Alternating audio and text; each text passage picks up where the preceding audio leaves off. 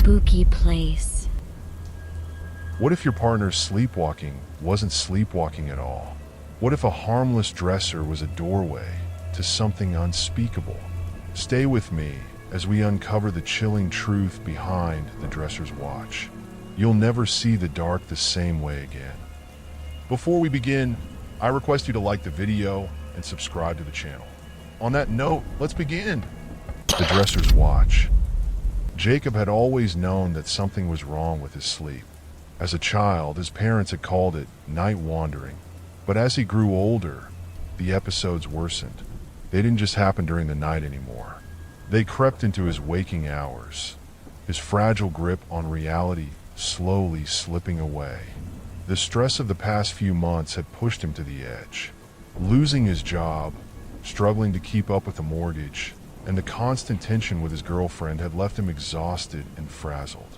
But when his sleepwalking escalated, he knew something much darker was at play. It started innocently enough. His girlfriend, Lily, had become accustomed to the midnight episodes where he would sit up in bed, stare blankly at the door, and do nothing for hours. She had tried to ignore it, thinking it was just a bad habit. But it wasn't long before it escalated. He would rise from the bed, step lightly around the room, and settle on top of the dresser, sitting perfectly still, his gaze locked on her. At first, Lily believed he was simply sleepwalking, but the longer she watched, the more unnerving it became.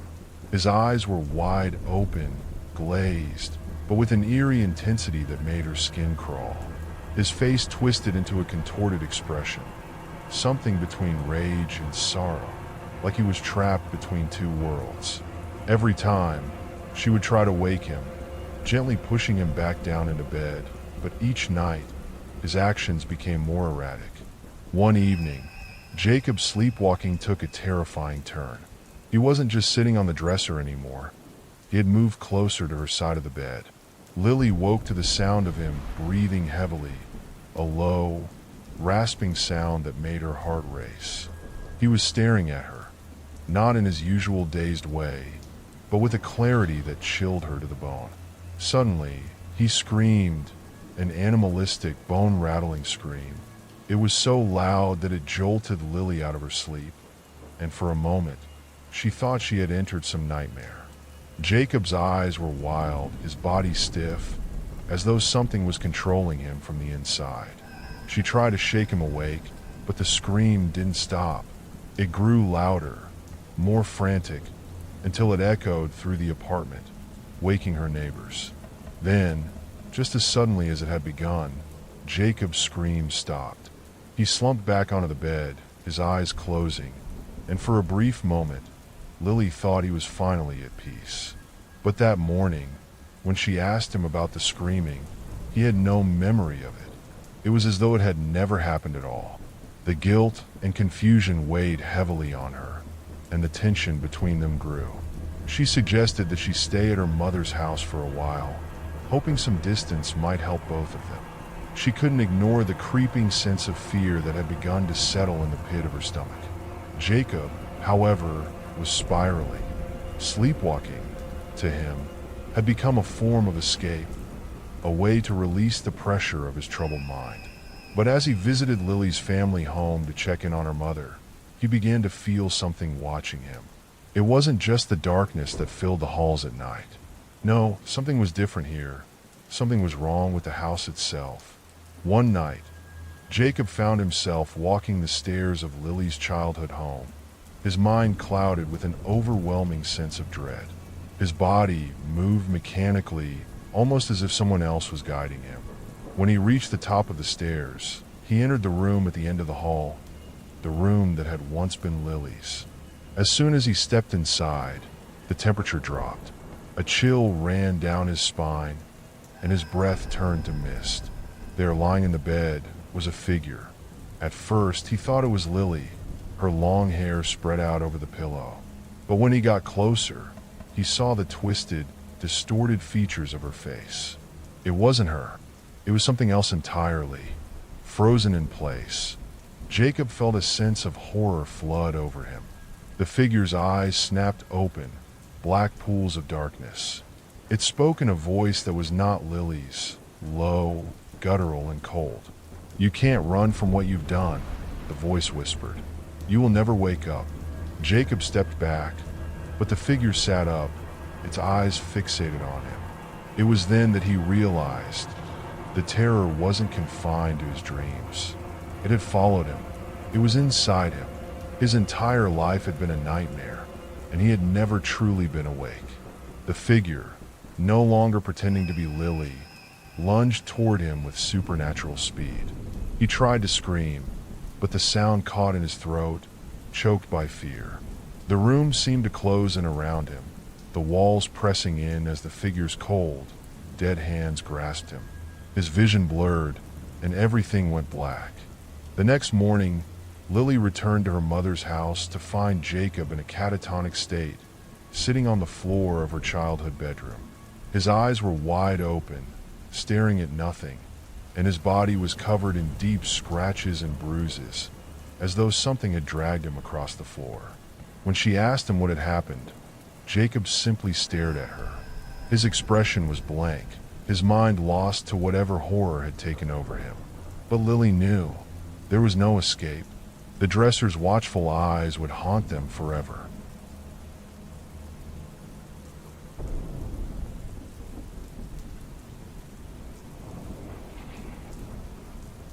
The weeks following the incident at Lily's childhood home were a blur of anxiety and paranoia.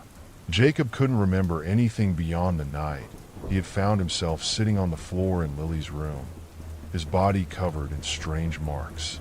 He had no recollection of the dark figure or the terrifying whisper that still echoed in the back of his mind. But something had shifted in him, something deep and insidious, and the fear in Lily's eyes only grew as the days went on. Jacob began to feel the weight of her gaze whenever they were in the same room. She watched him closely, as if waiting for some sign that he might snap again. The air between them was thick with tension, and the silence that once felt comforting now seemed like an omen. As he tried to sleep each night, the dread clawed at his chest, whispering that something terrible was coming. One evening, when the fog outside was particularly thick, Jacob decided to return to the place where everything had begun, the dresser in their apartment. He couldn't shake the sensation that it was calling to him, as if it had become more than just a piece of furniture. It had a presence, an energy that was growing stronger by the day. When he arrived, he found Lily asleep in their bed, her body curled beneath the blankets, unaware of his presence. The room was dark, the moonlight barely filtering through the blinds. Jacob's breath quickened, his fingers trembling as he approached the dresser. He could hear faint whispers, though they were not coming from Lily or anyone else in the apartment. They were coming from the dresser itself. "Come closer, come closer." Jacob's heart pounded in his chest as he reached out, his fingers grazing the top of the dresser. The moment his skin touched the wood, his vision blurred.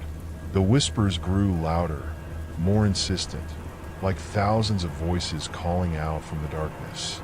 The room seemed to tilt, warping in a way he could not comprehend. He blinked, and suddenly he was no longer in his apartment. The walls around him had transformed into a cold, decaying version of the room. The dresser was still there, but now it looked ancient, covered in dust and cobwebs, as though it had been there for centuries. The floorboards creaked under his feet, and the air smelled thick with mildew. A low laugh echoed in the shadows. "You think you can escape?" The voice was unmistakable. It was the same voice he had heard in Lily's room, but now it was louder, more powerful. It seemed to come from everywhere, surrounding him, suffocating him. Before he could react, something moved in the corner of his eye. A figure, tall, slender, with an eerie, hunched posture, emerged from the darkness. It was cloaked in tattered robes, its face hidden beneath a hood. Its movements were jerky, unnatural, as if it were walking against the pull of gravity itself. Jacob tried to move, but his legs were frozen to the spot. His heart hammered against his ribcage, and the walls seemed to close in on him. He tried to scream, but no sound escaped his throat. The figure stepped closer, its hands outstretched, fingers long and twisted like branches. It stopped just inches from his face, and Jacob felt the cold breath of its presence. Then, the figure raised its hand, revealing a dark, jagged ring on its finger, an old, tarnished ring that seemed to shimmer with an otherworldly glow. "The dresser belongs to me," it hissed, its voice like nails on a chalkboard. "You should never have opened the door." Suddenly, everything around Jacob went black. Jacob awoke in his bed, drenched in sweat, his heart pounding. The room was quiet again. He blinked in confusion, unsure if what he had just experienced was a nightmare or something far worse. The dresser was still in the corner of the room, unchanged, but something was different. It felt alive. Lily stirred beside him, but she didn't wake up. Jacob couldn't shake the sense that something had shifted. A new weight had settled in the apartment, and he could feel its presence in every creak of the floorboards, every flicker of the lights. For the next few nights, the whispers grew louder. Jacob would wake up in the middle of the night, his body contorted in strange, unnatural positions. He would find himself sitting at the edge of the bed, staring at Lily, his body rigid, his mind trapped in a waking nightmare. Sometimes, he would see fleeting shadows moving just out of sight, watching him with unseen eyes. Lily began to notice the changes too. She had always been kind, always tried to help, but her patience wore thin as she saw the darkness overtaking Jacob. She begged him to seek help, to go to therapy, but he refused. He knew it was too late for that. Whatever had taken hold of him had already rooted deep in his soul. There was no escaping it. One night, Lily woke up to find Jacob missing from the bed. Panic shot through her as she rushed through the apartment, calling his name. But there was no answer. She checked the bathroom, the living room, the kitchen. Finally, she opened the door to the bedroom, and there he was. Jacob was sitting in front of the dresser again, his eyes wide open, his mouth twisted into a grimace. His hands were pressed against the wood, trembling. But this time, there was something else, something worse. Behind him, the shadowy figure from his nightmares stood, watching him silently, as if waiting for something. Lily gasped, and as soon as she spoke, Jacob snapped his head toward her. His face was a mask of terror and rage. But his eyes, those eyes were no longer his own. They were dark, hollow, devoid of any humanity. "You shouldn't have woken me," he whispered, his voice not his own, but something deep and guttural, like the whisper of 1,000 lost souls. The dresser creaked. The room grew colder, and then the darkness swallowed them both. After the terrifying night Lily found Jacob in front of the dresser, things took a drastic turn. The apartment, once familiar, now felt like a prison. The air felt thick, suffocating with something sinister. No longer was it just a collection of furniture and walls. It was as if the very building itself was watching them. Lily was terrified, but she was also determined to help Jacob. She couldn't bear to think of losing him, not after everything they had been through. But each passing day, she could see that he was slipping further away from her, lost in something she couldn't understand. She began to research sleepwalking, hoping for an explanation. But the more she delved into it, the more her dread deepened. Sleepwalking wasn't the issue.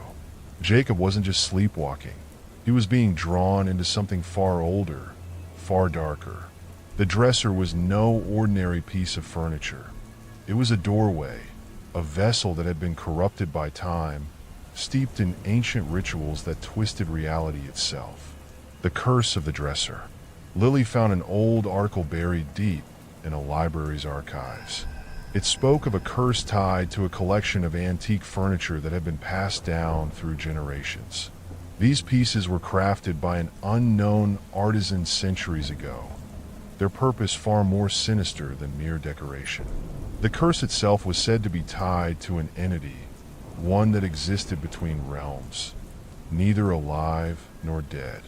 The entity fed off the fear and trauma of those who encountered it, slowly taking control of their minds and bodies until they became nothing more than vessels for its dark will. It was then that Lily realized Jacob was not the only one to suffer.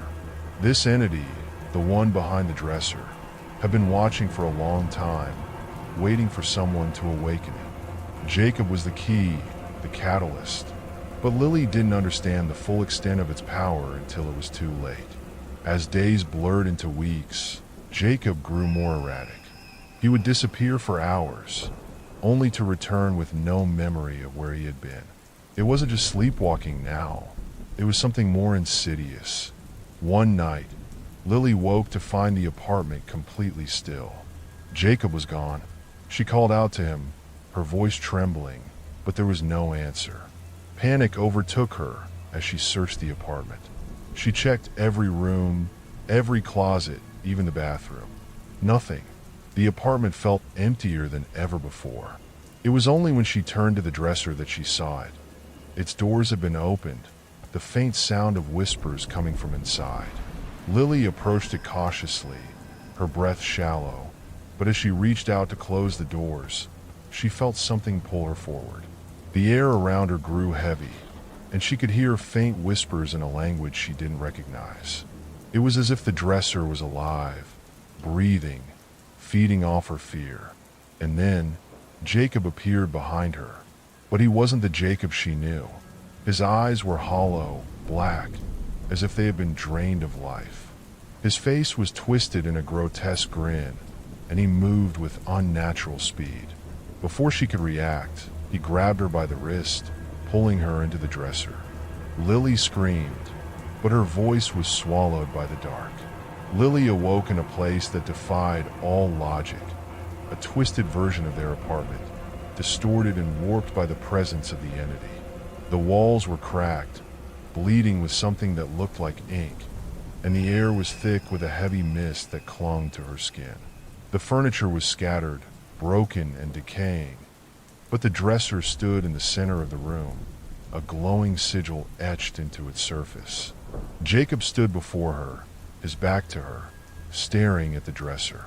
His eyes were still black, his face expressionless, but there was something else, an emptiness in him, as if his soul had been consumed by whatever force had taken hold of him.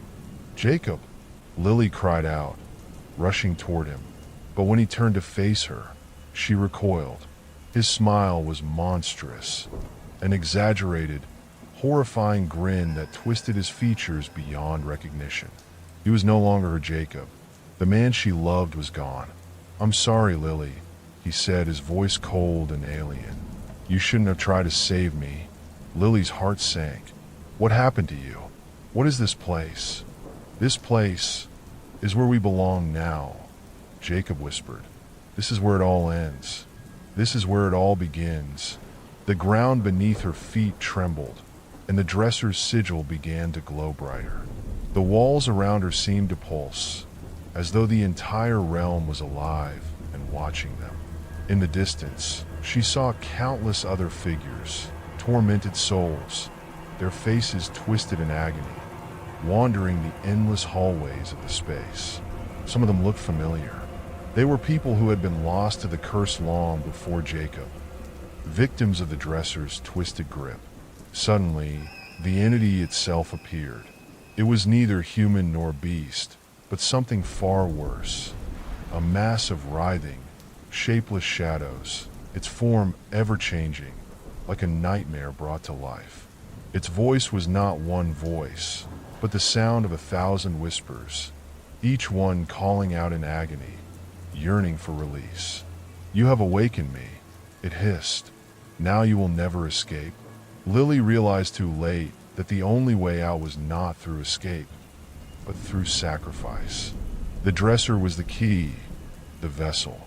It could not be destroyed, only sealed. But to do that, someone had to give up their soul, willing to bind the entity to the dresser once more. And Jacob, in his current state, was the only one who could complete the ritual, if she could save him in time. Tears filled her eyes as she looked at him. "Please, Jacob, I don't want to lose you. Please come back." But the dark entity laughed, its voice mocking her. "No one can save him now," it said. "He is mine." With no other choice, Lily grabbed the ancient ring that hung around Jacob's neck, the same one the entity had worn in the beginning. It glowed with the same otherworldly light, pulsing in time with her heartbeat. She pressed it into Jacob's hand, whispering the words from the article she had read, hoping that they would work. And for a brief moment, it did. Jacob's eyes flickered with recognition, a glimmer of his old self appearing through the darkness. "Lily, I'm sorry," he whispered. The entity screamed in fury as it was pulled back into the dresser. The sigil blazed with blinding light, and the entire realm trembled as the binding took hold. The dresser slammed shut, and everything went silent. Lily woke in her bed, gasping for air. It was morning. The apartment was quiet. She looked over at Jacob, who was sleeping peacefully, his face calm for the first time in months. But when she stood up to check the dresser, she froze. The dresser was there, and its doors were ajar. A whisper echoed in the air. "You cannot escape forever." Lily sat in the quiet apartment, her heart still racing from the events that had just transpired. The morning light filtered through the blinds, soft and serene, but the weight of the night lingered like a shadow. She glanced over at Jacob, still peacefully asleep beside her, his chest rising and falling in a steady rhythm. For the first time in weeks, she felt a sense of calm wash over her. The nightmare was over, or so she thought, as she stood and walked across the room. Her gaze inevitably landed on the dresser. It was back in its usual spot, seemingly innocent, like a piece of furniture that had never caused them any harm. She hesitated, her breath catching in her throat. The fear still gripped her chest, but she shook it off. Maybe it was over. Maybe the entity had been sealed away for good. But there was something about the dresser, something different. The doors were slightly ajar, just a crack. The sigil that had once glowed so brightly was now barely visible, a faint shimmer in the wood. She approached it cautiously, her heart in her throat. "It's over," she whispered to herself. "It has to be over." But as her fingers brushed the edge of the dresser, the air grew colder, so cold it stung her skin. A whisper, so faint she almost missed it, came from within the dresser. "It's never over." Lily froze. The whisper was low, distorted, but unmistakably familiar. It was the same voice she had heard in the otherworldly realm, the same voice of the entity. Her pulse quickened. Her mind screamed at her to run, but she couldn't move. Slowly, she reached for the dresser doors, and with a trembling hand, pulled them open wide. At first, she saw nothing but darkness inside, deep, impenetrable blackness that seemed to stretch into infinity. But then, in the pitch-black void, two gleaming eyes appeared. They were like black pools, soulless and empty, reflecting no light, no life. They stared at her, unblinking, filled with an unnatural hunger. And then, as she stood paralyzed by the sight, the dresser slammed shut with a deafening bang. Lily gasped, stumbling back, but when she turned, the apartment around her had changed. The walls were no longer the same. The once familiar furniture was now old and rotting, the floors cracked and uneven. The windows were sealed shut, and the air was thick with the smell of decay. She was no longer in her apartment. She spun around, panic rising in her chest. Jacob was still asleep. No, not asleep, something was wrong. His breathing had stopped. "Jacob!" she screamed, rushing to his side. But as she reached out to touch him, his eyes snapped open, but they weren't his eyes anymore.